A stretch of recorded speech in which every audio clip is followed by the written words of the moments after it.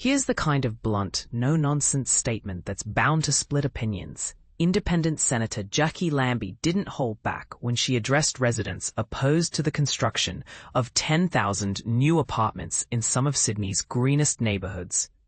You might think a housing shortage would unite communities, but this issue is far more complicated and much more heated than most outsiders realise. But here's where it gets controversial.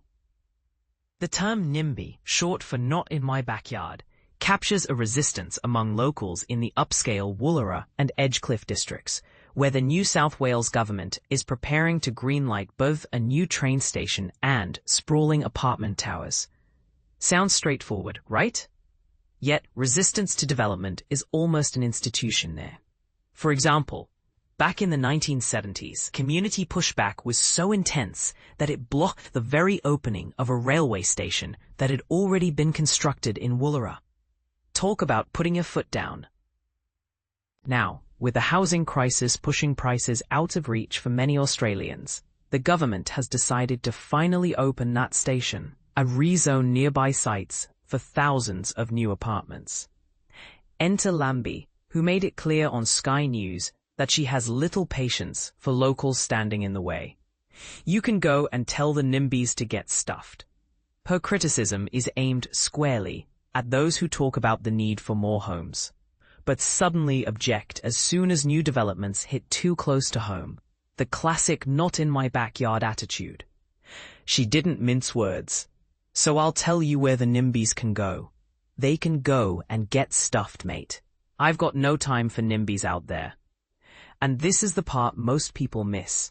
The pressure isn't just coming from local authorities, but stretching all the way to Canberra. State governments are being urged to cut through the bureaucratic red tape and increase housing stock, partly because federal Labor risks missing its bold promise of 1.2 million new homes by 2030. As a result, we're seeing a big push for medium and high-density residential options, especially in areas close to public transport. It's a shift that challenges deeply rooted preferences for quiet, leafy suburbs, and not everyone's on board. But what do you think? Is Lambie's blunt approach necessary? Or does it unfairly dismiss valid concerns? Are NIMBYs selfishly denying new housing opportunities? Or are they protecting the character of their communities? Could large-scale development actually improve neighborhoods if planned sensitively? Or are these changes too risky? Dive into the debate below. Let's hear your thoughts.